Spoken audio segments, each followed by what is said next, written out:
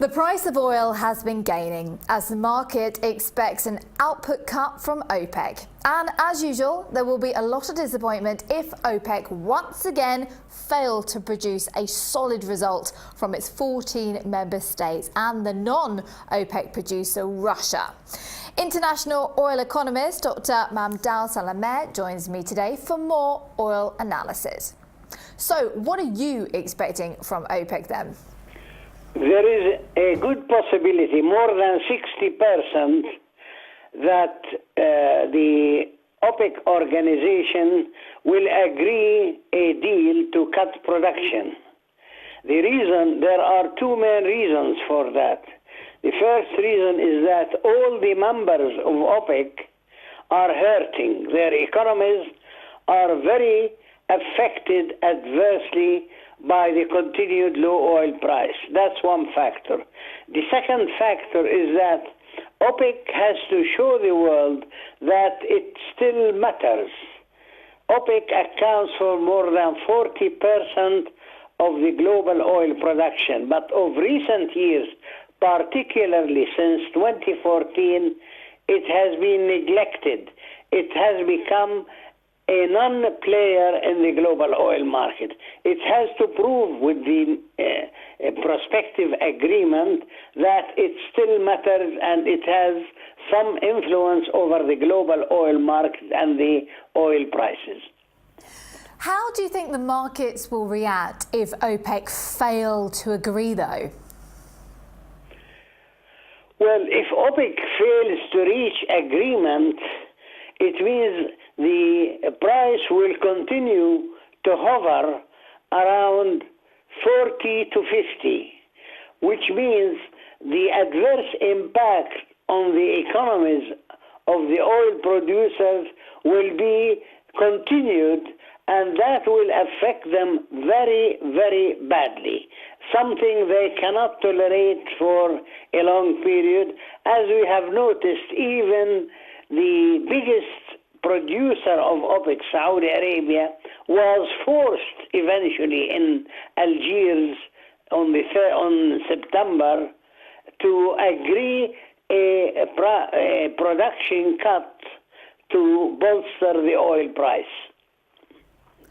Do you think that OPEC has almost been pushed into a corner, and because expectations are so high that it almost has to do something now? I mean, it's agreed in the past, but we haven't actually seen anything tangible yet from OPEC. You are absolutely right there. OPEC is in the corner now. It has to prove that it still matters. And of course, with the focus of the world on OPEC, whatever move they take, it will be analyzed worldwide. If they don't take any move, it means they are a non-entity now. So they will have to regain a semblance of influence and show the world that yes, they matter and they still impact on the global oil price and they still matter to the global oil market. And what about Russia? Because obviously Russia isn't an OPEC member, but is absolutely crucial for this meeting on the 30th of November. What part do you think Russia can play? Because obviously Russia's enduring a recession right now. They're energy dependent, very much needing a deal. Russia is playing an astute policy. Russia, as you are aware now, is the biggest producer of oil in the world. It's producing 11.2 million barrels, far ahead of Saudi Arabia and America and everybody else.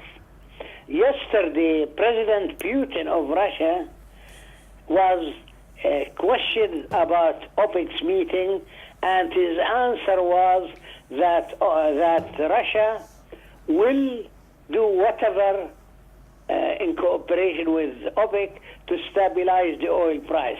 But he never said that we will cut production. What he said that they are prepared to freeze their production at this month's level. But that is no good, because even if they freeze it, they cannot anyway and increase their production further than 11.2 million barrels. But I am sure that Russia is going to respond when they are absolutely sure that OPEC has cut production enough to absorb the glut in the market. Russia will match that cut because it is in their benefit and the benefit of their economy to have higher oil prices. Russia is suffering like other oil-producing countries. Dr. Mamdouh Salameh, we'll leave it there. Thank you very much indeed for your analysis today on oil and indeed OPEC and the meeting that is coming up on November the 30th.